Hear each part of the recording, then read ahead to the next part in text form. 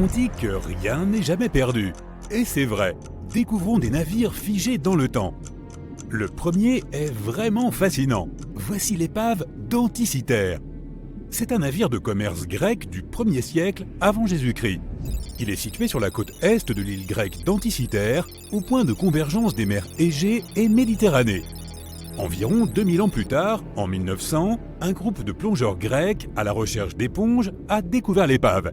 Ils se rendaient en Tunisie, mais ont été obligés de se mettre à l'abri d'une tempête sur une île voisine. Comme ils ne pouvaient aller nulle part à cause de la tempête, ils ont décidé de chercher des éponges jusqu'à ce que le temps se calme. L'un des plongeurs a découvert l'épave du bateau à une profondeur d'environ 40 mètres. La chasse aux éponges s'est donc transformée en chasse au trésor. Le capitaine du bateau des plongeurs a informé les autorités grecques de leur trouvaille et 2 autres navires ont été envoyés vers l'épave. L'opération de récupération a été couronnée de succès et les artefacts se trouvent désormais au Musée national archéologique d'Athènes. Ils comprennent 3 chevaux en marbre, grandeur nature, des bijoux, des pièces de monnaie et des centaines d'œuvres d'art, dont une statue colossale d'Héraclès de 2 mètres de haut. Parmi ces trésors, l'éphèbe d'Anticythère, une statue en bronze d'un jeune homme, a attiré davantage l'attention que les autres. Car l'éphèbe ne correspond à aucun modèle iconographique familier et il n'existe aucune copie connue de son type. Il tient un objet sphérique dans sa main. Les experts ont émis différentes hypothèses sur l'identité de ce personnage, mais elles ne font pas encore l'objet d'un consensus. Plus de 70 ans plus tard, Jacques-Yves Cousteau et son équipe se sont rendus dans la région et ont récupéré des centaines d'autres artefacts, ainsi que les restes de 4 personnes. Fait intéressant, ils ont aussi découvert un ensemble complexe d'engrenages imbriqués, capables de prédire le mouvement du Soleil, de la Lune et de plusieurs planètes. Le mécanisme peut aussi indiquer les heures des éclipses solaires et lunaires des années à l'avance. Cette machine d'Anticythère est donc une espèce de calendrier informatique précoce. Il s'en servait pour planifier des événements importants comme les activités agricoles, les rituels religieux et les Jeux olympiques. Ces artefacts trouvés dans l'épave d'Anticythère font partie des découvertes les plus importantes de l'archéologie moderne. Rien que la machine elle-même a changé notre perception des limites de la technologie antique. Ce mécanisme repose sur une conception sophistiquée et a été fabriqué il y a plus de 1000 ans.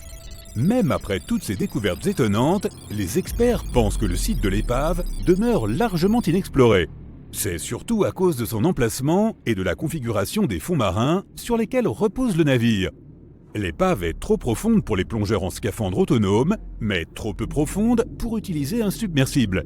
Une étude réalisée sur le fond marin en 2012 a révélé la présence d'une 2e épave, environ 245 mètres plus au sud. Il est clair que cette zone a beaucoup à offrir à l'humanité. Mais l'aurions-nous découverte si ces chasseurs d'éponges n'étaient pas allés l'explorer ? Les scientifiques ont trouvé une épave en Antarctique au fond de la mer de Weddell, 107 ans après son naufrage. Le nom du navire était l'Endurance. C'était le navire perdu de l'explorateur Sir Ernest Shackleton. Les scientifiques qui l'ont trouvé des décennies plus tard affirment qu'il faisait partie des plus grandes épaves perdues de tous les temps. C'est pourquoi ils ont filmé toute la découverte. La vidéo montre les restes de l'Endurance et prouve qu'il est encore dans un état remarquable. Il est resté à 3000 mètres de profondeur pendant plus d'1 siècle. Et pourtant, on dirait qu'il a coulé très récemment. L'histoire est la suivante. Le navire a été écrasé par la glace et a coulé en 1915. Shackleton et son équipage ont dû embarquer dans de petits canots de sauvetage. À partir de ce moment-là, la survie a commencé. Shackleton a réussi à mettre son équipage en sécurité. Puis, le navire a coulé. C'est une histoire assez épatante. Mais pourquoi les scientifiques ont-ils accordé tant de valeur à ce navire ? Tout d'abord, l'expédition impériale transantarctique de Shackleton naviguait pour effectuer la première traversée terrestre de l'Antarctique. Oui, l'équipage s'est retrouvé piégé dans la glace, mais l'intention était louable. Deuxièmement, le défi même de trouver l'épave était de taille. La mer de Weddell est presque toujours recouverte d'une épaisse couche de glace. Cette même glace qui a fait couler l'Endurance. S'approcher du lieu présumé du naufrage est très difficile, sans parler de la possibilité de mener des recherches. Les experts ont prévu le moment où l'étendue de la glace de l'Antarctique serait la plus mince, grâce aux images satellites. Ils ont également choisi un moment où la météo était en leur faveur pour lancer une expédition. Le docteur John Shears a déclaré qu'ils ont réussi à mener à bien la recherche d'épave la plus difficile au monde en luttant contre une glace en constante évolution, les blizzards et des températures descendant à moins 18 degrés Celsius. Et c'était des conditions plutôt clémentes pour la région. Enfin, regarde comme ces poutres sont bien conservées. On peut même encore lire le nom du navire. L'archéologue marin Mensun Bunt affirme que c'est la plus belle épave de bateau en bois qu'il ait jamais découverte. Or, il a 50 ans de carrière, donc ce ne sont pas des paroles en l'air. Mais comment se fait-il que le bois n'est pas pourri ? Le docteur Michel Taylor, biologiste polaire des profondeurs, affirme que le bois s'est peu détérioré car les créatures mangeuses de bois ne se trouvent pas dans cette région sans forêt de l'Antarctique. Les ouvriers d'une mine de charbon dans l'est de la Serbie ont découvert 3 épaves de navires qui se trouvaient là depuis au moins 1300 ans. La plus grande provient d'une flotte de l'ancien empire romain. Elle mesure environ 15 mètres de long et a un fond plat. On estime que le navire pouvait transporter un équipage de 30 à 35 personnes.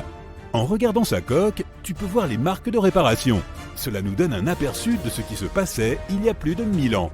Les 2 plus petits navires, quant à eux, correspondent aux descriptions de bateaux utilisés par les groupes slaves pour attaquer la frontière romaine. Ces 2-là ont été découverts sous la boue et l'argile dans le lit d'une ancienne rivière. Apparemment, à cette époque, il y avait une base romaine dans un endroit appelé Viminacium. Il est intéressant de noter que Viminacium était une capitale de province dont la population était estimée à 40 000 habitants au IVe siècle de notre ère. À titre de comparaison, elle était encore plus grande que Pompéi. La mine de charbon de Kostolac recèle bien des trésors. Les archéologues y avaient déjà trouvé des preuves d'une ancienne activité humaine et animale. Ainsi, en 2012, les experts ont trouvé les os d'au moins 5 mammouths laineux, lesquels se sont éteints il y a environ 10 000 ans. Des archéologues canadiens ont retrouvé un navire 150 ans après sa disparition dans les eaux de l'Arctique du Canada. Ce navire marchand s'appelle le HMS Investigator.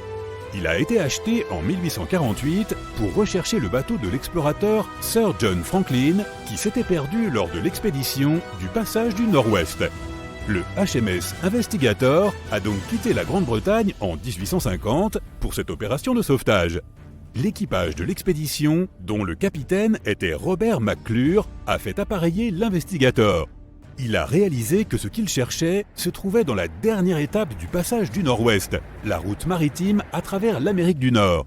Mais avant qu'il ne puisse naviguer dans la mer de Beaufort, le navire de 122 tonnes s'est retrouvé à son tour coincé dans l'épaisse glace. L'équipage a passé l'hiver dans le détroit du Prince de Galles. L'été suivant, McClure a de nouveau essayé de naviguer jusqu'à la fin du passage. Mais la glace lui a de nouveau barré la route.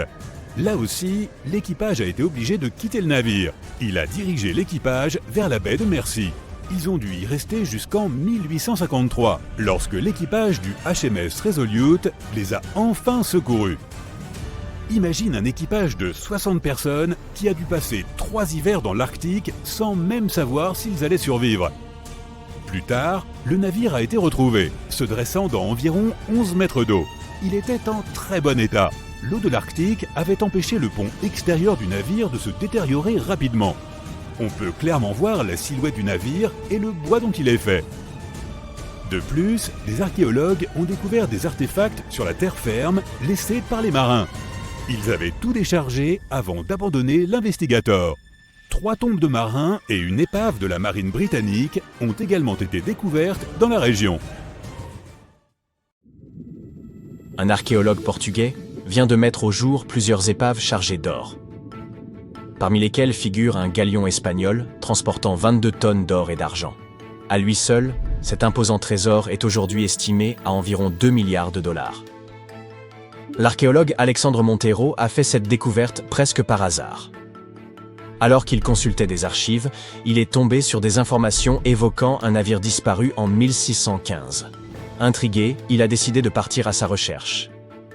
Après de longues années de travail, Alexandre n'a pas seulement retrouvé ce navire précis.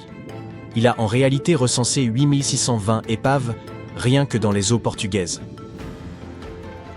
Parmi elles, 250 transportèrent de l'or. Une découverte qui ferait pâlir d'envie Jack Sparrow en personne. Si la plupart de ces navires ont sombré pour des raisons triviales, comme des tempêtes, certains ont péri lors de batailles, parfois spectaculaires. Ils acheminaient vers l'Europe des cargaisons d'or et d'autres richesses en provenance du Nouveau Monde, attisant toutes les convoitises. Depuis 3 décennies, Alexandre Monteiro étudie les épaves historiques et a ainsi identifié plusieurs naufrages survenus dans des circonstances remarquables. En 1816, par exemple, un navire appartenant à l'un des hommes les plus riches du Portugal a sombré au large de l'Australie avec pas moins de 6 000 pièces d'argent. Il s'agit du premier navire portugais à avoir fait naufrage dans ces eaux lointaines. Malheureusement, ces vestiges engloutis, riches en trésors et en récits fascinants, sont loin d'être facilement accessibles. Ils reposent à des profondeurs abyssales et sont ensevelis sous le sable. Tenter de se les accaparer relèverait du pillage patrimonial, et nul ne voudrait porter une telle responsabilité, n'est-ce pas? Il va de soi que le Portugal n'était pas le seul pays à sillonner les mers à cette époque. Les côtes européennes regorgent d'épaves renfermant des cargaisons d'or. On estime d'ailleurs qu'environ 1 million de navires historiques reposent actuellement sous les eaux. Et la valeur de ces trésors perdus pourrait avoisiner les 60 milliards de dollars. Cette somme est vertigineuse, mais détrompez-vous, ces épaves regorgeant d'or ne justifient pas les risques encourus. L'histoire maritime regorge d'exemples où la découverte d'un trésor s'est soldée par des procès interminables, voire de lourdes peines de prison. L'un de ces récits remonte à 1746, lorsqu'une violente tempête fit sombrer le prince de Conti au large d'une île bretonne. Ce navire transportait du thé, des céramiques et 100 lingots d'or. Les propriétaires tentèrent évidemment de récupérer leurs précieuses cargaisons, mais si l'opération s'annonce complexe aujourd'hui, imaginez les difficultés au XVIIIe siècle. Il fallut plus de 2 siècles pour localiser l'épave. Ce n'est qu'en 1975 qu'un groupe de Français la mit au jour, s'emparant aussitôt de tout ce qui avait la moindre valeur. Or, il y a une bonne raison pour laquelle le jeu n'en vaut pas la chandelle. En France, toute découverte à potentiel historique doit être signalée aux autorités dans un délai de 48 heures. Ne pas respecter cette obligation revient purement et simplement à commettre un crime. Certes, les découvreurs déclarèrent bien leur trouvaille, mais seuls les canons rouillés du navire. Quant aux lingots d'or, ils les écoulèrent sur le marché et évidemment chaque barre valant entre 1 000, 2 000, 5 000 et 2 000, 3 000 euros. Il fallut près d'un demi-siècle aux autorités françaises pour remettre la main sur une partie de l'or dérobé sans parvenir à le récupérer dans son intégralité. Une fraction du trésor fut acquise par un couple âgé vivant en Floride, ce qui leur valut des poursuites pour blanchiment d'argent, crime organisé et trafic de biens culturels. D'autres lingots se retrouvèrent, quant à eux, dans la collection du British Museum. Revenons à présent aux années 1850, époque où le vapeur SS Central America effectuait la liaison entre le Panama et la Californie. Ce fut l'apogée de la ruée vers l'or, une période où 3 000 personnes affluèrent en Californie, dans l'espoir d'y faire fortune. Le trajet étant loin d'être une sinécure, les voyageurs n'avaient d'autre choix que de transporter leur or à bord de grands navires. C'est ainsi que le SS Central America entra en scène. En 1857, il embarquait 578 passagers, ainsi qu'une cargaison d'environ 10 tonnes d'or. Très peu survécurent au naufrage, et entre 100 et 150 millions de dollars en or sombrèrent avec lui. C'est précisément cette fortune engloutie qui poussa, en 1988, un groupe d'investisseurs de Columbus à financer des recherches pour localiser l'épave. L'opération fut dirigée par un certain Tommy Thompson, un homme obsédé par l'idée de retrouver ce trésor perdu. Il lui fallut des années pour déterminer l'emplacement exact du SS Central America, d'autant plus que le navire gisait à 2300 mètres de profondeur dans l'Atlantique, rendant toute récupération extrêmement complexe et nécessitant des technologies de pointe.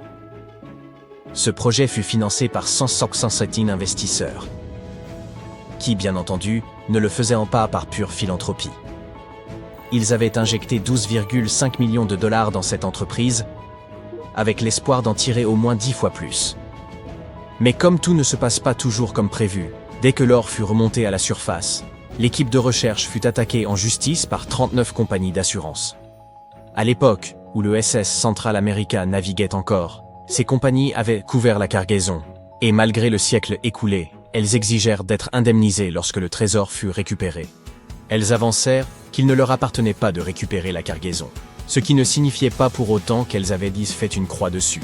Cet argument ne pesa guère, et 92% de l'or fut finalement attribué à l'équipe de recherche. Mais l'histoire prit une tournure plus rocambolesque lorsque Tommy Thompson escroqua ses investisseurs avant de disparaître avec 4,16 millions de dollars et 500 pièces d'or, dont il refusa obstinément de révéler la cachette. Cette affaire illustre parfaitement pourquoi la plupart des pays ont instauré des lois visant à protéger les biens culturels.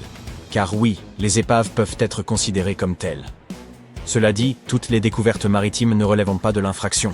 Prenons l'exemple du SS City of Cairo, un paquebot à vapeur qui sombra en 1929 avec à son bord 2000 caisses de pièces en argent pour un total de 122 tonnes de métal précieux. Une société du nom de Deep Ocean Search est parvenue à récupérer ces pièces à une profondeur de 5200 mètres, soit 1400 mètres de plus que l'épave du Titanic. 34 millions de livres sterling ont été reversés au Trésor britannique, tandis que Deep Ocean Search a également obtenu sa part du butin. La bonne nouvelle, c'est que certaines de ces pièces sont légalement accessibles aux collectionneurs. Acquérir un tel trésor est sans doute la manière la plus simple d'approcher une découverte archéologique sous-marine. Je sais, je viens de réduire vos rêves de piraterie à néant.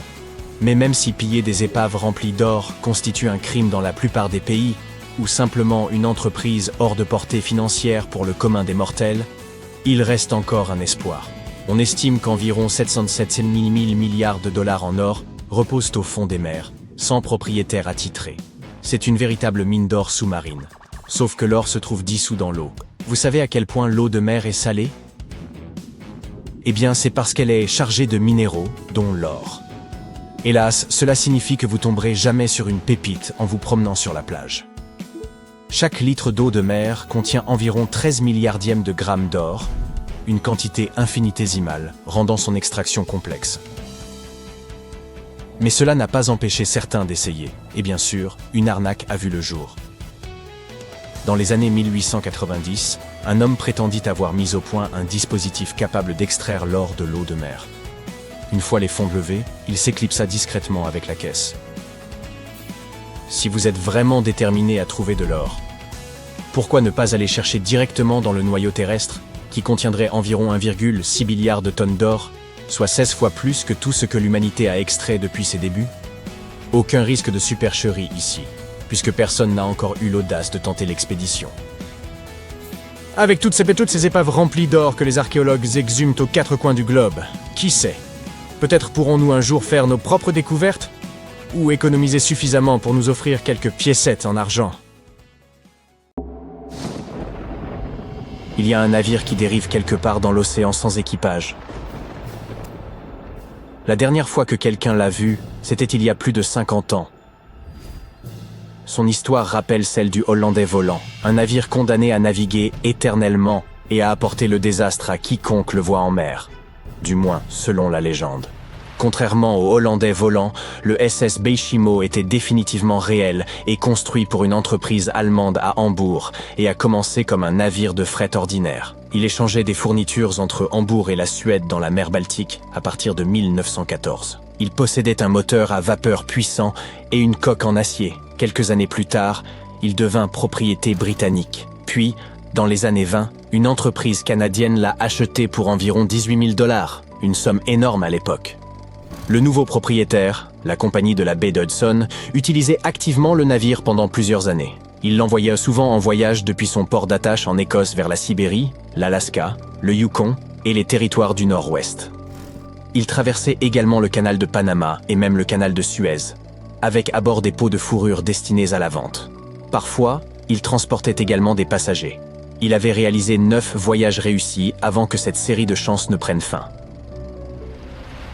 À partir des années 30, le SS Beijimo rencontrerait des problèmes de glace et de tempête. Lorsqu'il s'est retrouvé pris dans la glace pour la première fois en octobre 1931, Une partie de l'équipage a réussi à s'échapper vers l'Alaska. 15 des 22 marins ont décidé de rester avec leur navire et d'essayer de le sauver. Ils avaient à bord des fourrures et autres cargaisons précieuses, d'une valeur d'environ 58 000 $. La compagnie leur a envoyé des fournitures pour survivre à l'hiver. Ils ont établi un camp près du navire à l'aide de trappes, de bâches et d'autres matériaux, et ont déchargé la cargaison. Fin novembre, un blizzard a balayé la région et il semblait qu'il avait emporté le navire avec lui. La plateforme de glace avait survécu, mais le navire s'était détaché. Certains membres de l'équipage étaient sûrs qu'il avait coulé. Mais peu après, ils ont reçu des nouvelles d'un local qui avait repéré leur navire à environ 72 km de leur camp. L'équipage a continué sa vie, et le navire a commencé son périple en tant que bateau fugitif. Les gens apercevaient le SS Baishimo environ une fois par an, et ce jusqu'en 1969. Il était principalement repéré au large des côtes de l'Alaska. Un homme se rendant à Nome avec son traîneau à chiens, des prospecteurs, des explorateurs et des chasseurs de trésors prétendaient tous avoir vu le SS Baishimo. Quelqu'un a tenté de monter à bord et de l'emmener au port, mais s'est retrouvé bloqué dessus pendant des jours en raison d'un temps épouvantable. D'autres ont eu plus de chance et ont réussi à prendre un canot de sauvetage, certains meubles et d'autres objets de valeur du navire. Ceux qui se sont approchés du navire ont vu qu'il était endommagé et qu'il manquait l'hélice. Pourtant, il est resté à flot sans équipage pendant au moins 38 ans et est devenu le navire fantôme le plus longtemps en mer de l'histoire. En 2006, les autorités de l'Alaska ont lancé un projet pour résoudre le mystère de ce navire fantôme de l'Arctique et enfin trouver le SS Baishimo, que ce soit encore à la surface ou sous l'eau. Jusqu'à présent, le projet n'a pas réussi. Le SS Baishimo reste l'un des 4000 navires estimés à avoir disparu au large des côtes de l'Alaska. Si la légende du XVIIe siècle ne ment pas, ce navire fantôme pourrait naviguer quelque part le long du Flying Dutchman. Il appartenait à la compagnie néerlandaise des Indes orientales. Son capitaine a réussi l'impossible pour l'époque et a navigué de la Hollande à l'Indonésie en seulement 3 mois. On disait qu'il volait sur la mer et certaines mauvaises langues expliquaient qu'il avait fait un pacte avec les forces du mal pour y parvenir. Une fois que le navire était en route pour rentrer chez lui, son capitaine et son équipage ont disparu sans laisser de traces. Il existe de nombreuses versions de ce qui lui est arrivé. L'une des premières dit qu'il avait essayé d'entrer dans le port au cap de Bonne-Espérance, a été pris dans une terrible tempête et a coulé, car il n'y avait pas de capitaine pour le sauver. Une autre légende raconte que le capitaine avait refusé d'obéir aux cieux pour laisser le navire couler pendant la tempête. Une forme de lumière effrayante a alors frappé le bateau et l'équipage, et il a été ensuite condamné à errer éternellement sans repos.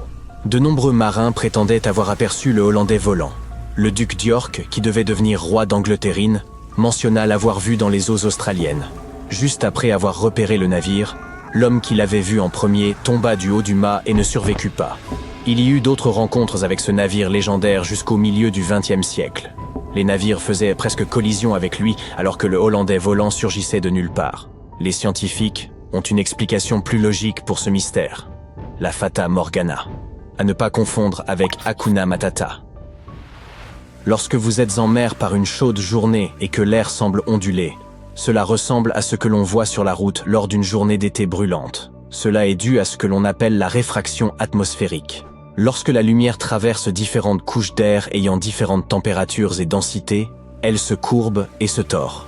Parfois, sous certaines conditions, cette courbure de la lumière peut créer des illusions optiques vraiment étranges au-dessus de l'océan, comme des apparitions du Hollandais volant. Le phénomène de Fata Morgana peut faire apparaître des objets distants de manière déformée, étirée, ou même soulevée au-dessus de l'horizon. Ainsi, vous pouvez voir un navire au loin, mais en raison de la manière dont la lumière se courbe, il semblera qu'il flotte au-dessus de l'eau ou même qu'il disparaisse et réapparaisse. Une Fata Morgana est le plus souvent observée dans les régions polaires, particulièrement au-dessus de grandes étendues de glace qui présentent une température uniformément basse. Cependant, vous pouvez la voir n'importe où, même dans les déserts et au-dessus des lacs lors des journées chaudes. Les premières histoires concernant les navires fantômes remontent à la mythologie grecque et romaine ancienne. L'un des navires fantômes les plus célèbres de l'histoire est le Mary Celeste. Cette brigantine voyageait de New York à Gênes et était entièrement chargée de provisions, mais elle était dépourvue d'équipage lorsqu'elle a été découverte dans l'océan Atlantique en 1872. Les effets personnels de l'équipage étaient également présents, parfaitement intacts. La dernière inscription dans son journal de bord avait été faite 10 jours plus tôt. nous ne savons toujours pas ce qui est arrivé à son équipage, et le navire a inspiré de nombreuses histoires effrayantes et légendes. Le Lady Lovibond était une autre goélette légendaire qui est censée avoir fait naufrage au large des côtes du Kent au milieu du XVIIIe siècle. L'histoire raconte que le capitaine du navire, Simon Reed, venait de se marier et avait emmené sa jeune épouse à bord pour une croisière de célébration, malgré la superstition selon laquelle cela pourrait porter malheur. Ils étaient en route pour le Portugal lorsque le second, qui était également amoureux de la nouvelle épouse du capitaine, rendu fou par la jalousie, attaqua un autre membre de l'équipage, puis prit le contrôle du gouvernail et dirigea directement le navire vers les redoutables banques de Goodwin. Personne à bord n'a survécu, et on dit que la goélette réapparaît comme un navire fantôme tous les 50 ans. À l'époque actuelle, de nombreux navires sont abandonnés et deviennent intentionnellement des vaisseaux fantômes. Il y en a des milliers qui flottent dans les rivières, lacs, canaux et eaux côtières des États-Unis. Certaines personnes perdent leur bateau lors de tempêtes et autres conditions météorologiques extrêmes. D'autres doivent abandonner leur bateau car leur entretien peut coûter jusqu'à 10% du prix du bateau. De plus, l'amarrage d'un navire peut coûter plusieurs milliers de dollars chaque année. De nombreux bateaux sont fabriqués en fibre de verre, donc leur propriétaire ne peut pas simplement les recycler comme des métaux usagés. Alors, quand ils veulent de s'en débarrasser, ils ont souvent tendance à les attacher à un quai et à s'enfuir discrètement, à les laisser flotter loin du rivage, ou à essayer de les couler. Lorsque ces navires fantômes coulent dans des eaux peu profondes, ils peuvent endommager les récifs coralliens, les mangroves, les marais, les habitats ostréicoles et les zones humides. De plus, ils peuvent entrer en collision avec des navires réguliers qui ne s'y attendent pas et causer de sérieux problèmes. Donc, ne faites pas cela. C'est dit. Que fait un bateau au beau milieu du désert? On s'attendrait plutôt à retrouver un navire près des côtes. Cette question a préoccupé les archéologues pendant des décennies. En 1988, une tempête s'est abattue près de l'un des sites archéologiques majeurs de l'Égypte ancienne. Une structure en bois est alors apparue, dégagée des sables. Elle avait été rongée par les termites, mais les scientifiques étaient résolus à percer son mystère. En l'an 2000, les fouilles ont débuté à proximité d'Abydos, et une équipe d'experts américains a rapidement découvert un bateau de 21 mètres de long. Cependant, cette découverte n'était pas isolée, puisqu'ils ont mis au jour 14 autres embarcations, soigneusement alignées les unes à côté des autres. L'état de ces navires a rendu leur extraction complète impossible, mais, heureusement, le bois était suffisamment bien préservé pour y prélever un échantillon. Les analyses ont révélé que ces bateaux dataient d'environ 5000 ans, faisant ainsi de cette flotte la plus ancienne de l'histoire humaine connue à ce jour. La période de leur construction remonte à 5 siècles, avant l'édification des pyramides de Gizeh. Chaque navire était abrité dans une chambre voûtée, parfaitement adaptée à ses dimensions. Cette pièce mesurait environ un tiers de la taille d'un court de tennis et était entourée de murs en briques de boue, ornés de plus de 120 représentations de bateaux. Ces dessins avaient été incisés sur des murs blanchis à la chaux, remarquablement préservés au fil du temps. Les scientifiques sont au fait de l'existence de ces chambres mystérieuses depuis plus d'un siècle, période durant laquelle un archéologue britannique, Arthur Weigall, a découvert une structure intrigante à l'ouest du Nil. Son équipe a eu un aperçu des murs intérieurs, mais une partie du toit s'est malheureusement effondrée, les contraignant à interrompre leur exploration. Bien que les chercheurs aient abandonné le site, son emplacement a continué d'être inscrit sur les cartes. La position des bateaux a d'abord amené les scientifiques à penser qu'ils se trouvaient sur une rive du Nil. Cependant, cette théorie présentait une faille. Actuellement, le fleuve s'écoule à près de 11 km à l'ouest d'Abydos. Des recherches supplémentaires sur le terrain environnant ont révélé que le Nil n'avait pas changé de cours au fil de l'histoire. De plus, si les bateaux avaient flotté près d'un quai, leur position aurait été instable. Or, les 14 embarcations découvertes à Abydos étaient parfaitement alignées les unes par rapport aux autres. Une seule conclusion pouvait être tirée de cette situation. Quelqu'un les avait délibérément disposées ainsi, ce qui impliquait un effort considérable. Chaque bateau pouvait accueillir jusqu'à 30 rameurs, prouvant ainsi qu'ils étaient adaptés à la navigation. Il ne s'agissait pas de simples maquettes, mais les chercheurs doivent encore déterminer s'ils ont effectivement navigué sur des étendues d'eau de l'Égypte ancienne. Cela n'enlève rien à l'importance de cette découverte. Auparavant, les archéologues n'avaient mis au jour que des modèles réduits. Dans le tombeau de Toutankhamon, par exemple, on dénombre 35 maquettes de bateaux. Et pendant une longue période, ces figurines constituaient les seules indications sur l'apparence des navires de l'Égypte ancienne. La conception de ces bateaux atteste de leur authenticité. Ils constituent les plus anciens exemples connus de ce que l'on appelle des bateaux construits. Dans l'Antiquité, les gens réalisèrent des embarcations primitives en creusant de grands troncs d'arbres, tandis que l'alternative consistait à assembler des roseaux pour former un radeau. Mais les bateaux découverts à Abydos étaient composés de planches attachées ensemble.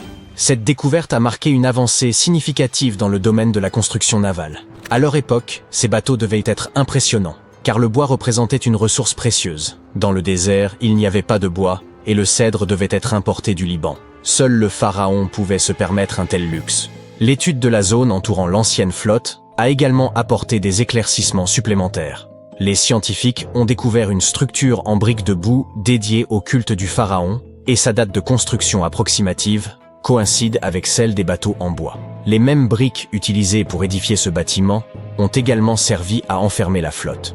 Lors de leur construction, les salles qui les abritaient étaient dotées d'un plafond, une section que les archéologues ont mise au jour au début du XXe siècle. Tout comme les momies dans leurs sarcophages, ces magnifiques navires reposaient à l'intérieur de voûtes splendides. L'extérieur de ces salles était tout aussi impressionnant. À l'origine, les murs extérieurs étaient revêtus d'un enduit en calcaire blanc qui avait la capacité de réfléchir la lumière. Sous les rayons du soleil désertique, la structure abritant les bateaux devait resplendir à des kilomètres à la ronde.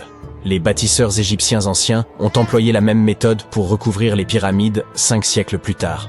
Aujourd'hui, leur surface apparaît en dents de scie, mais cela n'a pas toujours été le cas. Lors de leur construction, les pyramides présentaient une fine couche supérieure de calcaire blanc, dont la surface lisse scintillait sous la lumière du soleil. Plutôt que d'avoir des marches, la couche extérieure des pyramides se présentait davantage comme une pente élégante. Les archéologues sont aussi se posaient une ultime question. À quel pharaon appartenait cette flotte? La réponse se trouvait à moins de 2 km du site, à l'emplacement du tombeau d'un pharaon de la 5e dynastie, le roi Sésostris III. La période et le style de construction de ce dernier coïncidaient avec ceux des chambres contenant les bateaux. La fin de son règne pourrait expliquer comment ces embarcations ont fini en plein désert. Il est probable que le pharaon soit mort dans le nord de l'Égypte, puis que son corps ait été transporté le long du Nil jusqu'à Abydos, dans une majestueuse procession de bateaux décorés. Les vaisseaux furent ensuite descendus dans des chambres situées près du lieu de dernier repos de leurs propriétaires, ce qui revêtait une signification symbolique. Dans la croyance des anciens Égyptiens, les navires occupaient une place centrale. Leur divinité suprême, le dieu Ré, parcourait le ciel durant la journée sous la forme du soleil, tandis que la nuit, il naviguait à travers le monde souterrain dans une barque solaire. Le pharaon s'identifiait à Ré, ce qui expliquait son besoin d'embarcation dans l'au-delà. Elle représentait le seul moyen de se régénérer, tout comme le soleil se lève chaque jour à l'horizon. Cette croyance perdura pendant des millénaires. Un pharaon emblématique, Khéops, possédait également un navire, découvert par des scientifiques en 1954 à proximité de sa pyramide à Gizeh. Ce dernier est environ 4 siècles plus récent que la flotte d'Abydos, mais le bateau de Khéops était presque 2 fois plus long. La grande pyramide de Gizeh et le tombeau de Toutankhamon figurent parmi les découvertes archéologiques les plus célèbres d'Égypte. Pourtant, de nombreux secrets demeurent enfouis sous les sables infinis du Sahara. Récemment, en 2020, des archéologues ont mis au jour une ville perdue, qualifiée de plus importante découverte depuis celle du tombeau de Toutankhamon en 1922. La ville d'Aton, âgée d'environ 3000 ans, suscite l'espoir des historiens d'obtenir un aperçu de la vie quotidienne des anciens Égyptiens. L'archéologue et égyptologue renommé Zahi Hawass a décrit ce site comme une cité d'or oubliée. Aton se situe à environ 500 km au sud du Caire, la capitale égyptienne, et se trouve à proximité de la célèbre vallée des rois. Les archéologues ont d'abord découvert des sections de murs en briques de boue qui s'étendaient dans toutes les directions. Puis, ils ont mis au jour des pièces complètes contenant des outils du quotidien. L'équipe de fouilles a également révélé une boulangerie, un quartier résidentiel et un district administratif, tous datant de l'époque où la civilisation égyptienne était à son apogée. Ils ont également été les pionniers dans la fabrication d'objets en fer. En 1911, des scientifiques ont découvert un ensemble de perles en fer près du village d'El Gerzeh en Basse-Égypte. Ces perles représentent les plus anciens artefacts en fer connus à ce jour. Cette découverte est proprement fascinante, car les anciens les ont créées en martelant un morceau de météorite. Ces 9 perles faisaient autrefois partie d'un collier élaboré. Aujourd'hui, elles sont corrodées et noircies, ce qui est parfaitement normal pour un bijou datant de plus de 5000 ans. Composées d'un alliage de fer et de nickel, ces perles témoignent du savoir-faire exceptionnel des anciens bijoutiers. Leur habileté est d'autant plus remarquable qu'ils ignoraient l'origine stellaire du matériau utilisé. La pyramide de Khéops présente également une caractéristique remarquable. Un groupe de recherche international a analysé la réponse électromagnétique de la structure aux ondes radio et a découvert que la pyramide était capable de concentrer l'énergie électromagnétique en son sein. Ce phénomène se produit tant à l'intérieur de ses chambres qu'en dessous de sa base. Elle abrite également une chambre souterraine inachevée. Il semble que cette réponse électromagnétique soit liée aux propriétés du calcaire, le principal matériau utilisé dans la construction de la Grande Pyramide. Les résultats de cette recherche pourraient avoir des applications pratiques, notamment en vue d'améliorer le fonctionnement des cellules solaires et des nanocapteurs. Quoi qu'il arrive, ne t'arrête pas, on y est presque. 2 chercheurs de trésors creusent le sol gelé dans un champ de maïs pendant la nuit. Il pleut à verse, des éclairs illuminent le ciel, mais les 2 hommes continuent de travailler. Et juste à ce moment, leur pelle heurte quelque chose de dur, incroyable, un coffre au trésor. Ils creusent de plus belle et découvrent un morceau de moteur de bateau. Quoi? Loin des mers et de tout lac, quelque part sous les champs de Kansas City, ils ont découvert un énorme navire naufragé. Mais comment est-ce possible? C'est ce que nous allons voir. Il y a des gens qui passent leur vie à chercher des épaves de navires enfouis avec leurs trésors. L'un d'eux est l'explorateur David Hawley. Il traque de tels vestiges loin des mers, des rivières et des océans depuis de nombreuses années. Et il fait cela parce qu'il a le goût de l'aventure. Les cales de ces bateaux peuvent contenir de l'or, des antiquités et autres artefacts. Et l'on peut en tirer beaucoup d'argent. David nous dit justement que vous n'avez pas besoin de vous rendre en haute mer pour découvrir un navire englouti. Il pourrait être tapi sous votre jardin. Mais pourquoi ces navires finissent-ils enterrés au beau milieu des champs, des fermes et des plaines? Découvrons-le en prenant exemple sur le bateau à vapeur Great White Arabia. Selon d'anciens documents et articles de journaux, ce navire transportait environ 200 tonnes de biens avant de sombrer en 1856. De nombreuses légendes locales prétendaient que le navire était enfoui sous terre, à quelques kilomètres au nord-est de Kansas City. Il se trouvait là parce que l'on avait délibérément détourné le cours de la rivière Missouri dans la seconde moitié du 19e siècle. On a artificiellement rapproché les rives l'une de l'autre et rétréci le cours d'eau pour augmenter son débit, afin que les bateaux puissent naviguer beaucoup plus rapidement. Au 19e siècle, les bateaux à vapeur étaient souvent le moyen de transport de passagers et de marchandises le plus répandu.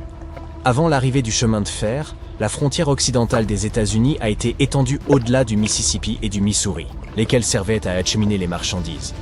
C'est pourquoi il était si important d'augmenter leur vitesse. Ainsi, le 5 septembre 1856, l'Arabia naviguait le long de l'estuaire, quand il a heurté un tronc d'arbre dépassant de l'eau. Celui-ci a perforé la coque, inondant rapidement le navire. Heureusement, tous les passagers ont été évacués. Mais le bateau à vapeur et sa précieuse cargaison ont terminé au fond du Missouri en quelques minutes. Plusieurs années s'étaient écoulées. Tout le monde avait oublié le navire. Pendant ce temps, le cours du Missouri avait changé, mais l'Arabia demeurait sous son lit humide et boueux. Le niveau du sol au-dessus s'est élevé peu à peu, et le sol a perdu son humidité. En bout de compte, plusieurs décennies plus tard, on a fini par planter un champ de maïs au-dessus du navire englouti. Dans les années 80, un fermier possédait ce terrain et il n'avait aucune idée de ce qui y était caché. David Hawley a soigneusement étudié l'histoire des épaves américaines. Il savait que des centaines de bateaux à vapeur avaient sombré un peu partout dans le Missouri. Mais, par-dessus tout, il s'intéressait à l'Arabia, car des rumeurs prétendaient qu'il était rempli d'or et d'autres objets de valeur. Les champs de maïs du Missouri étaient vastes, mais David Hawley savait comment les sonder. Il s'est mis au travail en 1987. Avec son frère et son père tout d'abord, ils ont collecté toutes les vieilles coupures de journaux qu'ils ont pu trouver. Ils recherchaient non seulement des informations sur ce bateau à vapeur, mais aussi des cartes d'époque de la rivière Missouri. Ils en ont suivi les changements, comparé les dates et identifié une vaste zone où le bateau à vapeur aurait pu sombrer. Ensuite, ils ont eu recours à des tests électromagnétiques et d'autres techniques géologiques pour analyser le sol et trouver le bon endroit. Ils étaient à la recherche de variations dans l'humidité et la densité du sol. Puis, ils ont balayé la zone avec de puissants détecteurs de métaux. Ainsi, à l'automne 1988, ils avaient enfin déterminé l'emplacement du bateau à vapeur. L'Arabia mesurait la taille d'un terrain de football. Le gigantesque vaisseau gisait 14 mètres sous terre, soit 4 étages plus bas. Mais avant d'entamer les fouilles, ils ont dû demander l'autorisation au propriétaire du champ de maïs. Pour le fermier, cette nouvelle a été une sacrée surprise. Il a accepté, mais à condition que les fouilles soient terminées d'ici au printemps afin qu'il puisse semer une nouvelle récolte. Excaver un gigantesque navire en plein hiver est beaucoup plus difficile et coûteux qu'à d'autres périodes. Cela implique des coûts supplémentaires pour l'équipement, l'électricité et le chauffage. L'équipe a travaillé jour et nuit et ils ont financé les fouilles de leur propre poche. Chacun a investi plus de 10 000 $ et a dû contracter un emprunt. Finalement, ils ont commencé à distinguer les premiers détails du navire. Leurs pelles ont heurté le pont et les énormes chaudières du moteur. Ils avaient atteint leur but. L'essentiel de la cargaison retrouvée à l'intérieur de tels navires submergés est généralement endommagé, couvert de rouille, de boue et de coquillages. Mais le contenu de l'Arabia était en excellent état, si l'on considère que le navire avait coulé 130 ans auparavant. Hélas, ils n'ont pas trouvé d'or. Ils ont toutefois extrait plusieurs tonnes de cargaison.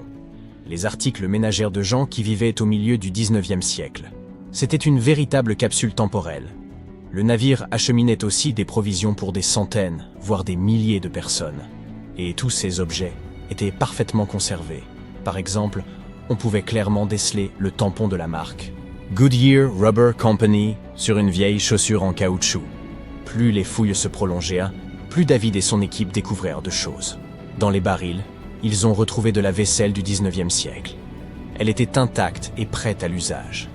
Il y avait aussi des vêtements propres, des milliers de paires de chaussures, des harpons, des poêles à frire et des parapluies. Le navire transportait suffisamment de marchandises pour approvisionner environ 16 petites villes.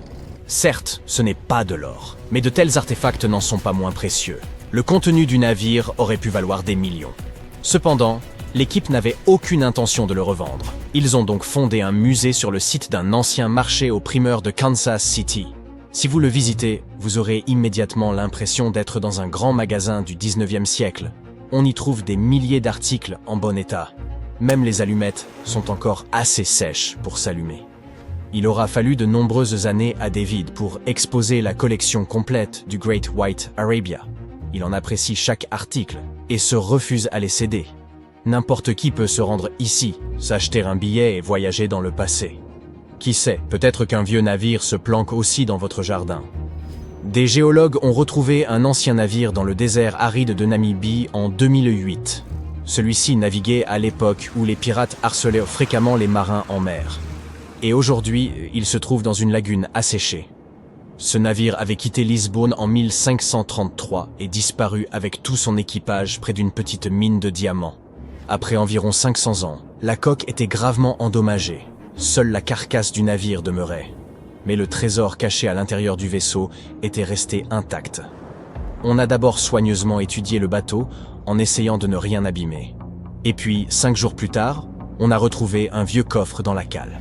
En l'ouvrant avec précaution, on y a trouvé des pièces d'or. La valeur du navire a ainsi été estimée aux alentours de 10 millions de dollars. La cause exacte du naufrage reste inconnue, mais les experts pensent que ce navire a pu sombrer en raison d'une cargaison trop lourde et d'une météo peu clémente. Il a terminé au fond de l'eau, lequel est par la suite devenu un désert. Certains découvrent un avion dans leur potager. D'autres retrouvent un navire. Et un homme a un jour trouvé un passage vers une ancienne cité secrète dans sa maison. Tout cela s'est produit en Turquie en 1963. Le propriétaire du bâtiment avait décidé d'effectuer quelques réparations. Il est donc allé à la cave et a abattu une cloison pour en faire un salon. Et ainsi, derrière le mur, il a trouvé un tunnel qui conduisait sous terre. L'homme a pensé que c'était une sorte de chambre secrète. Il est donc descendu là-bas et a réalisé que c'était bien plus que cela. C'était une ancienne cité profonde de 18 étages. Les gens l'avaient construite entre 780 et 1180 comme refuge contre les catastrophes et les invasions ennemies. Cet endroit dissimule également de nombreux tunnels souterrains qui s'étendent sur plusieurs kilomètres dans différentes directions. Les gens pouvaient accéder à la ville à partir de différents points en utilisant des passages secrets qui menaient à ces tunnels. La ville pourrait accueillir environ 20 000 résidents, du bétail et des tonnes de denrées alimentaires. Les archéologues y ont également retrouvé une chapelle, des écoles, des écuries et des cuisines communes.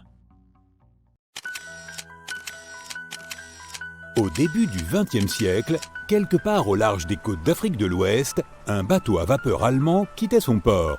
Soudain, le temps s'est brutalement dégradé et le navire s'est enfoncé dans un épais brouillard. Le bâtiment s'est échoué contre un banc de sable proche du rivage. Heureusement, personne n'a été blessé et les marins ont même pu sauver leur précieuse cargaison. Mais le bateau était définitivement coincé. Et il n'était pas le seul. Presque toute la longueur de la côte ouest de Namibie est appelée la côte des squelettes. Et si son nom semble sinistre, c'est parce qu'elle l'est elle-même. Cette plage, longue de 1570 km, fait partie des endroits les plus dangereux de la planète. Les tribus bushmen locales entretiennent la croyance selon laquelle leur divinité tutélaire aurait créé cette terre lors d'un accès de furie. Les Portugais ont été les premiers Européens à poser le pied en Namibie au XVe siècle. Et non, ils n'aimaient pas non plus la côte des squelettes. Les exportateurs portugais pensaient que cette terre abritait les portes du monde souterrain. C'est l'endroit où le désert du Namib rencontre l'océan Atlantique. Il n'y fait peut-être pas bon naviguer, mais c'est un lieu magnifique, ainsi qu'un site classé au patrimoine mondial de l'UNESCO. Si quelqu'un devait assurer la promotion de la côte des squelettes, il démissionnerait dès le premier jour. La région n'est pas vraiment touristique, en raison de sa géographie et de son histoire. Sous le sable et sous les vagues, un courant océanique secret guette les marins qui ne se doutent de rien. Il s'agit du courant Benguela. Il coule vers le nord, le long de la côte sud-africaine. Cette partie de l'Atlantique est riche en vie marine, mais la terre désolée qui l'aborde n'a pas vraiment gagné au change. C'est ce climat aride qui a créé le désert du Namib, l'une des régions les plus sèches de la planète. Et cette vie marine dont on vient de parler, ce sont des requins. 11 espèces d'entre eux pour être précis. Et oui, même le grand requin blanc y pointe le bout de son nez de temps à autre. Pour l'instant, nous avons un paysage désertique, de forts courants et des requins. Ce n'est certainement pas le lieu idéal pour une station balnéaire. Mais si quelqu'un se retrouve sur la côte des squelettes, saura-t-il qu'il court un grand danger ? Ne t'inquiète pas, il s'en rendra bien compte par lui-même. La plage est jonchée d'épaves de toute taille et de toutes origines. Si tu te souviens du navire allemand dont on a parlé au tout début, sa poupe massive et rouillée dépasse maintenant des sables du désert. Au total, quelques 500 épaves sont disséminées le long de la côte.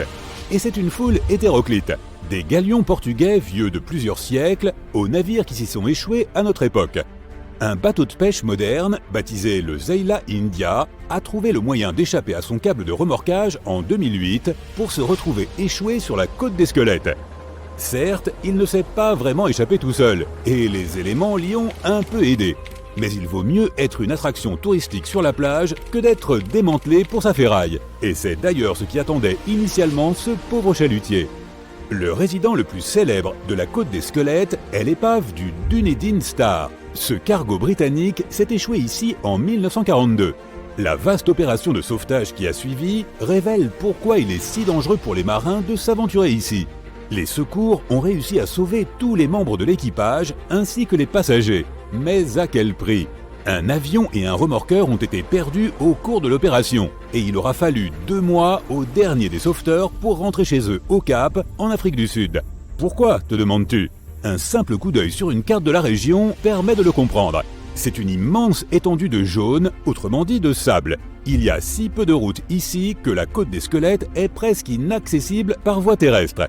Et il existe aussi quelques obstacles juridiques. Un permis spécial est exigé pour conduire dans la région. Mais les squelettes qui donnent son nom à la zone ne font pas seulement référence au bateau. Ils évoquent également des ossements d'animaux, dont la plupart appartenaient à des baleines et à des phoques. De nombreuses créatures se sont adaptées à la région, et c'est pourquoi les lions et les hyènes parcourent le littoral en quête de nourriture. Et oui, maintenant il y a aussi des lions affamés, comme si les requins ne suffisaient pas. Les éléphants, les guépards, les léopards et les girafes sont d'autres animaux qui élisent temporairement domicile sur la côte des squelettes. En 1971, les autorités namibiennes y ont créé un parc national. Mais à part des surfeurs adeptes d'adrénaline, ils ne reçoivent pas beaucoup de visiteurs. On peut comprendre pourquoi. Le désert du Namib est le plus vieux désert du monde et il n'est pas non plus très touristique. ceux qui se rendent dans la région doivent emporter de la crème solaire et une chaude veste d'hiver. Une étrange combinaison, n'est-ce pas ? Eh bien, pas tant que ça, quand on pense que pendant la journée, les températures grimpent en flèche jusqu'à plus de 45 degrés. Et la nuit, la température de l'air descend en dessous de zéro. De vraies montagnes russes climatiques. Et ce n'est pas là le dernier péril, il y en a encore d'autres. Tu te souviens de ce navire allemand qui s'est perdu dans un épais brouillard ?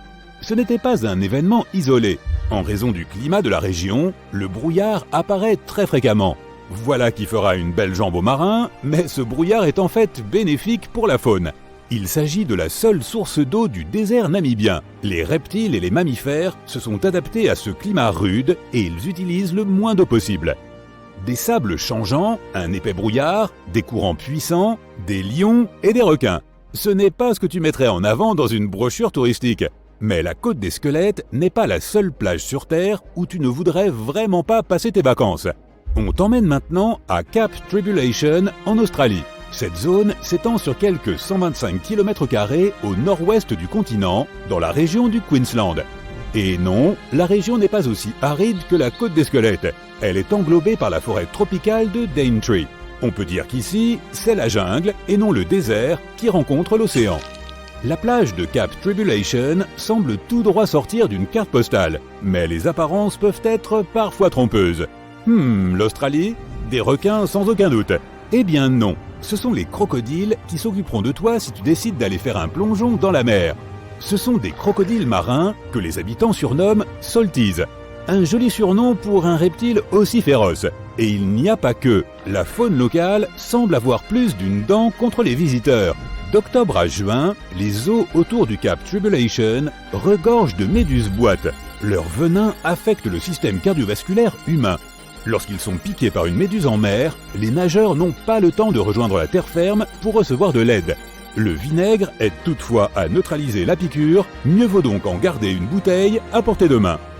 Les crocodiles et les méduses ont l'air dangereux, mais il y a un autre animal auquel il faut faire attention. Il s'agit des sangliers sauvages. Cela peut sembler comique, mais tu ne riras pas lorsque tu seras poursuivi par l'un d'entre eux sur la plage. 21 millions de sangliers vivent en Australie. Ils sont surtout actifs la nuit, ce qui rend la situation encore plus dangereuse lorsqu'ils te chargent. La meilleure défense consiste à tourner en rond. Les sangliers ne savent pas très bien négocier les virages. C'est probablement pourquoi on n'en voit pas beaucoup faire carrière dans le sport automobile. Cap Tribulation recèle un dernier danger, et cette fois, ce n'est pas un animal. Ici, même les arbres se liguent contre les intrus. Le Gympie Gympie a beau avoir un nom rigolo, si tu essaies de cueillir l'une de ces magnifiques baies rouges, il se défendra. Ces piquants sont comme de minuscules éclats de verre et leur effet désagréable sur ta peau durera plus d'1 mois. Il y a aussi l'arbuste Wait a While. On se demande qui trouve tous ces noms à coucher dehors. Les longues lianes de ce palmier grimpant sont pourvues de pointes qui s'accrochent aisément et ne relâchent rien. Elles sont si robustes qu'elles peuvent faire tomber un homme d'un cheval. Et il n'aura d'autre choix que d'attendre que quelqu'un vienne le sauver de cette situation épineuse. Si tu étais sur le point de rayer cette plage australienne de ta liste de vacances, attends juste un instant. Le tourisme, ici, est en plein essor. Les autorités locales ont restreint l'accès à toutes les zones dangereuses et les visiteurs sont invités à se baigner dans ces trous d'eau paradisiaques entourés d'une végétation luxuriante. Il y a même des cordes pour se balancer. Voilà une plage sur laquelle on peut enfin se détendre. Un épais brouillard se lève sur l'océan tandis que le soleil descend lentement sur l'horizon. Il est difficile de voir à plus de quelques dizaines de mètres devant soi, mais c'est suffisant pour distinguer une forme squelettique et imposante au loin. Alors que ton navire s'approche de la silhouette, ton cœur se met à battre plus vite, et enfin tu devines les contours d'un autre navire, abandonné à en juger par son apparence. Les bateaux fantômes existent, et leurs mystères n'ont pas toujours été résolus. Celui du MV Royita par exemple. C'était un yacht de luxe, fait de bois et construit en 1931. Il est passé de main en main pendant plus de 20 ans avant d'être racheté par un marin des îles Samoa et d'être transformé en un navire marchand. En 1955, cependant, le service du Royita a connu une fin abrupte et mystérieuse. Le 3 octobre, il a pris mer pour un énième voyage commercial. Celui-ci n'aurait pas dû prendre plus de 48 heures. Les retards sont courants en mer. Alors que le Royita n'est pas arrivé comme prévu le 5 octobre, on ne s'en est pas tout de suite inquiété. Mais il n'est pas arrivé non plus le jour suivant. et on ne détectait aucun signal de détresse, ni un quelconque signe de la présence du Rojita entre ses points de départ et d'arrivée.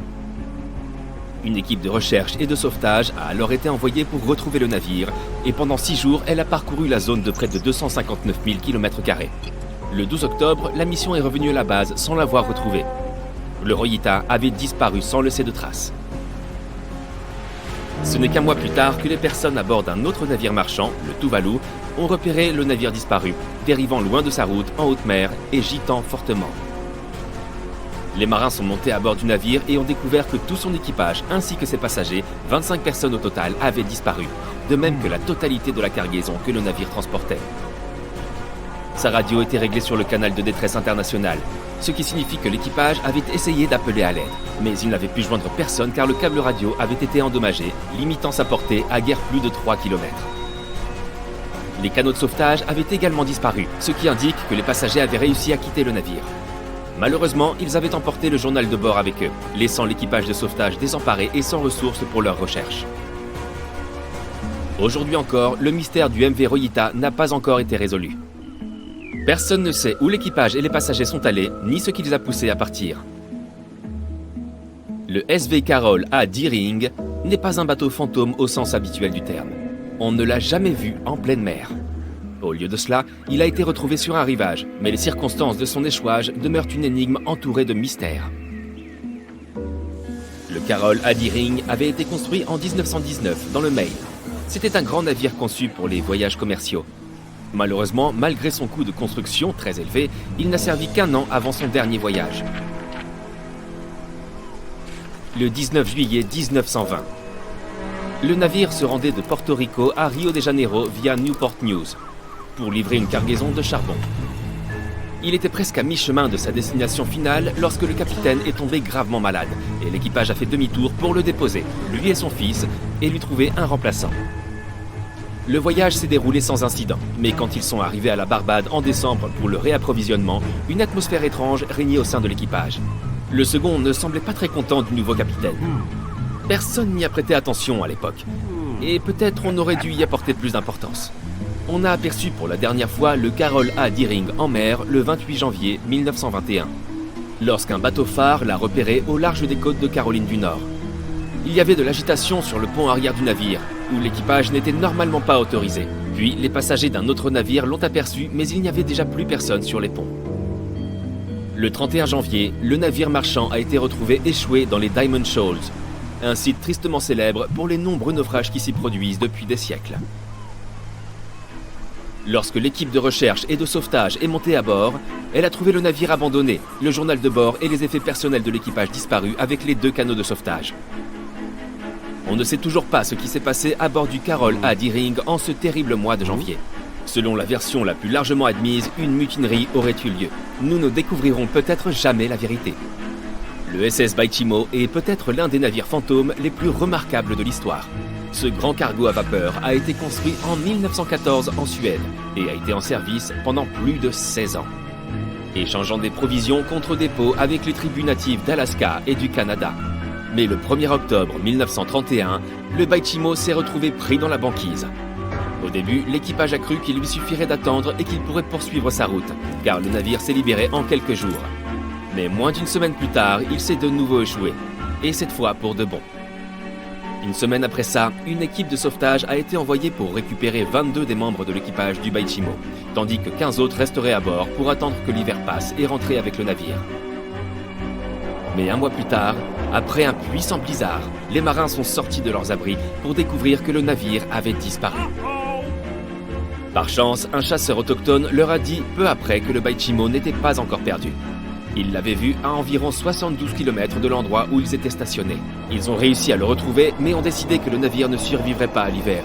Alors ils ont emporté ce qui se trouvait de plus précieux dans la cargaison et l'ont abandonné. Ils avaient tort cependant. Le SS Baichimo a survécu à cet hiver, et aux nombreux autres qui ont suivi. Lorsque la glace s'est brisée, il a pris la mer tout seul, dérivant le long des côtes du Canada et de l'Alaska. Plusieurs personnes ont aperçu le bateau fantôme, parfois à la dérive en pleine mer, d'autres fois bloqué dans la banquise. À plusieurs reprises, des gens ont tenté de monter à bord et de le récupérer, mais les conditions météorologiques et le manque d'équipement les en ont chaque fois empêchés. Le SS Baichimo a été aperçu pour la dernière fois par des autochtones d'Alaska en 1969, 38 ans après son abandon. Ce qu'il est devenu par la suite, nul ne le sait. L'histoire du SS Ouran-Médan est l'une des plus déroutantes et des plus déchirantes du XXe siècle. Personne ne sait même avec certitude si ce navire a jamais existé. Il n'a pas été enregistré dans le Lloyd's Register, le registre international des navires. Alors, soit il s'agit d'une histoire à dormir debout, soit le navire n'a jamais été enregistré officiellement, pour des raisons plutôt louches. Dans tous les cas, nombreux sont les récits sur le destin du Médan. Selon la plupart des témoignages, il transportait une cargaison dans les eaux indonésiennes, lorsqu'un appel de détresse a été reçu par un autre navire à proximité. L'officier de service a entendu un message SOS, mais son contenu varie selon les versions. Le message ne s'est pas répété et l'équipage du Médan n'a répondu à aucune tentative de contact. Le navire qui a reçu l'appel de détresse s'est précipité à son secours, mais n'a atteint le navire que le lendemain, alors qu'il dérivait déjà et gitait légèrement. Lorsque les sauveteurs sont montés à bord, ils ont constaté qu'aucun membre de l'équipage n'avait survécu. Cependant, il manquait un canot de sauvetage, ce qui veut dire qu'au moins un membre de l'équipage avait réussi à s'échapper. Ce qui est arrivé au reste des personnes présentes à bord demeure un mystère à ce jour. On ne sait toujours rien de concret sur cette histoire, et nous ne saurons peut-être jamais si le SS Ouran-Médan a réellement existé ou s'il ne s'agit que d'une fiction. Le SV Zebrina était une barge à voile, pourvue de 3 mâts, construite en 1873 pour effectuer des voyages commerciaux fluviaux en Amérique du Sud. Elle a servi pendant plus de 4 décennies, prouvant sa solidité et sa fiabilité. Elle a ensuite été transférée en Europe, où elle a continué son service de manière exemplaire. Mais en octobre 1917, le Zebrina a pris la mer pour un voyage ordinaire et a été retrouvé échoué quelques jours plus tard. Mystérieusement, étant donné que le navire était parfaitement intact, l'équipage de 5 personnes ainsi que le capitaine avaient disparu. Il n'existe aucun témoignage direct, ni aucun fait concret sur ce qui s'est réellement passé ce jour-là. La théorie la plus convaincante est que l'équipage a été emporté par une explosion sous-marine. Et que le navire a ensuite pris la mer sans eux. Mais la vérité, comme toujours, demeure incertaine. Le voyage a commencé comme n'importe quel autre. Le cargo SS Cotopaxi entame une nouvelle traversée vers la Havane, à Cuba, pour livrer du charbon. Nous sommes le 29 novembre 1925, mais pour le capitaine Meyer et son équipage, le départ du port de Charleston, en Caroline du Sud, sera le début du dernier voyage du navire. Son itinéraire passe par le triangle de Bermude. 2 jours après avoir entamé le voyage, le Cotopaxi envoie un signal de détresse. Il a été pris dans une forte tempête tropicale et s'est renversé sur le côté. Le vent était très fort et il y avait aussi de puissants éclairs. La pluie a peu à peu rempli la cave du navire. Puis il y a eu un éclair blanc et le bateau a disparu sans laisser de traces. Plus tard, son épave est retrouvée dans le désert de Gobi qui se trouve dans une toute autre partie du monde. Les 32 membres de l'équipage, y compris le capitaine, sont portés disparus. Bien sûr, la partie concernant le désert de Gobi est fictive, mais pour l'un de ses films, Steven Spielberg a eu l'idée de faire déplacer le navire par des extraterrestres. Pourtant, dans la réalité, le navire n'a jamais été retrouvé et son équipage n'a vraiment laissé aucune trace. Il a été officiellement déclaré disparu 1 mois plus tard et personne n'a retrouvé l'épave. Cela semble être un cas classique d'événements mystérieux qui se produisent dans le triangle des Bermudes. Mais la plupart des mystères sont résolus tôt ou tard. En 2020, le Cotopaxi a en effet été retrouvé. Un homme du nom de Michael Barnett s'est installé en Floride pour étudier les épaves au large des côtes. Une épave en particulier a attiré son attention. Elle était beaucoup plus grande que les autres, et les locaux la surnommaient l'épave de l'ours. Elle se trouvait à environ 60 km de Saint-Augustine, dans le nord de la Floride. Mais personne n'avait jamais réussi à identifier la coque rouillée. Alors Michael a commencé à faire un travail de détective. Il a mesuré la taille de l'épave et a commencé à travailler sur toutes les informations qu'il a pu glaner. Il a fait des recherches dans des centaines de vieux journaux, a feuilleté les dossiers d'assurance et a examiné les artefacts trouvés sur l'épave. Après des centaines d'heures de travail acharné, Michael en était désormais persuadé. C'était bien le Cotopaxi. Mais quelques années auparavant, une rumeur avait circulé selon laquelle ce même navire avait été retrouvé au large des côtes de Cuba. Les gardes-côtes avaient retrouvé l'épave d'un cargo de la même taille qui ressemblait beaucoup à celui qui avait été perdu en 1925. Michael était convaincu qu'il se trompait, Alors il s'est associé à des journalistes scientifiques et a continué à enquêter. Bientôt, ils ont découvert quelque chose qui semblait confirmer la théorie de Michael. Des plongeurs ont trouvé des valves en laiton avec les lettres SV dans l'épave du navire. Michael a suggéré que ces initiales faisaient référence à la Scott Valve Manufacturing Company. Le siège de cette société se trouvait dans le Michigan, non loin de l'endroit où le Cotopaxi avait été construit. La société avait probablement fourni des pièces pour le Cotopaxi. L'énigme semblait donc résolue. L'épave de l'ours était en fait le cargo manquant. Mais Michael devait encore découvrir pourquoi le navire avait coulé. Quelque chose de mystérieux est-il vraiment arrivé au Cotopaxi dans le triangle des Bermudes ? Plus tard, Michael a retrouvé le témoignage du charpentier du navire parmi de vieux papiers. Le charpentier affirmait que les écoutilles couvrant le charbon du navire étaient dans un état désastreux avant le naufrage. Les travaux de réparation des panneaux n'étaient pas terminés avant que l'équipage n'ait reçu l'ordre de partir pour Cuba. Donc, si les panneaux d'écoutille étaient encore endommagés pendant le voyage, l'eau aurait pu facilement s'infiltrer à bord. Cette eau a probablement inondé la cale pendant la tempête tropicale. C'est sans doute la véritable raison pour laquelle le Cotopaxi a coulé. Il n'y avait vraiment rien de mystérieux là-dedans, juste une erreur commise par des gens ordinaires. Ce n'est là qu'un exemple parmi des dizaines, voire des centaines de navires et d'avions disparus dans le triangle des Bermudes. On ne sait toujours pas expliquer certains de ces incidents. Il semble qu'il y ait vraiment quelque chose de bizarre qui se passe là-bas. L'un de ces événements étranges s'est produit en 1948. Un avion de ligne se dirigeait vers Miami depuis San Juan, Porto Rico. Il a disparu dans la même zone que le Cotopaxi. Les 32 personnes à bord ont disparu sans laisser de traces. Le ciel était pourtant dégagé pendant tout le vol, mais les experts pensent que lorsque l'avion se trouvait à environ 75 km de la côte, il a pu être frappé par un fort vent qui l'a fait dévier de sa trajectoire. Des années plus tard, un avion similaire a été retrouvé dans la région du Triangle des Bermudes. Mais comme personne n'a pu établir l'immatriculation, il était impossible de dire avec certitude s'il s'agissait du même aéronef. Un événement encore plus étrange s'est produit peu de temps avant, en 1945. 5 avions ont disparu en même temps. Des pilotes stagiaires s'exerçaient à la navigation, mais quand ils ont terminé, il semble qu'ils n'aient pas pu retrouver leur chemin et qu'ils aient disparu. Beaucoup de gens pensent qu'ils sont tombés en panne de carburant. Cela semble probable, mais les circonstances étaient quand même très étranges. Les stagiaires étaient supervisés par un pilote expérimenté qui avait 2500 heures de vol à son actif. Jamais il n'aurait laissé un groupe de pilotes débutants s'éloigner d'autant de leur base. Encore aujourd'hui, les gens débattent de ce qui aurait pu se passer. Certains insistent sur le fait que les pilotes ont rencontré quelque chose de surnaturel dans le triangle des Bermudes. Mais qui sait ? Et voici un autre événement étrange qui s'est produit là-bas et qu'aucun expert n'a jamais pu expliquer. Le voyage dans le temps. En 1970, Bruce Gernon pilotait un avion entre l'île d'Andros et la côte de Floride. Alors qu'il se trouvait à 3500 mètres d'altitude, un nuage géant est apparu devant lui. Il grossissait à vue d'œil et le pilote n'a pas eu d'autre choix que de le traverser. Dès qu'il l'a fait, l'avion a été plongé dans l'obscurité. C'était comme si le jour s'était transformé en nuit en une fraction de seconde.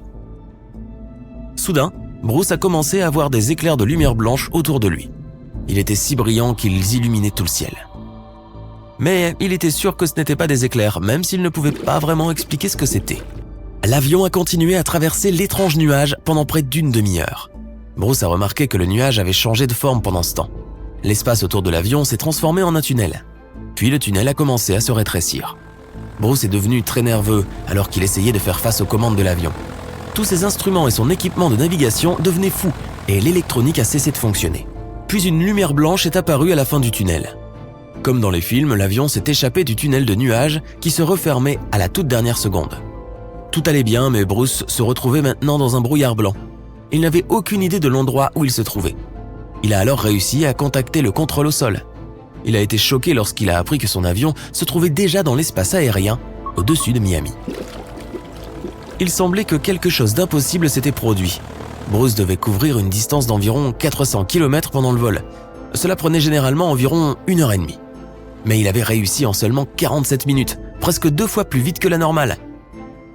Quand Bruce a atterri, il est allé vérifier la quantité de carburant restant dans le réservoir. Il s'est avéré qu'il avait également consommé beaucoup moins que la quantité normale de carburant. Peut-il y avoir une explication logique à cet avion qui voyage dans le temps ? Eh bien, les archives montrent qu'un grand nombre de taches solaires ont été détectées à la surface du Soleil ce jour-là et qu'il y avait un fort vent solaire. Cela aurait pu facilement rendre fous les appareils électroniques et les dispositifs de l'avion. Mais qu'en est-il du mystérieux nuage ?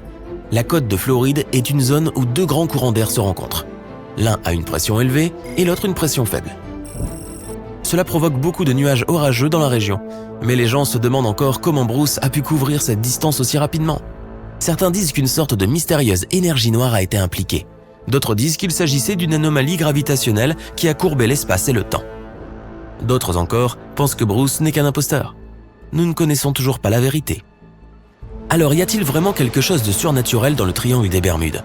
Ou est-ce que ce ne sont que des coïncidences et des histoires inventées de toutes pièces? La vérité est que les avions et les navires ne disparaissent pas plus dans le triangle des Bermudes que partout ailleurs dans le monde.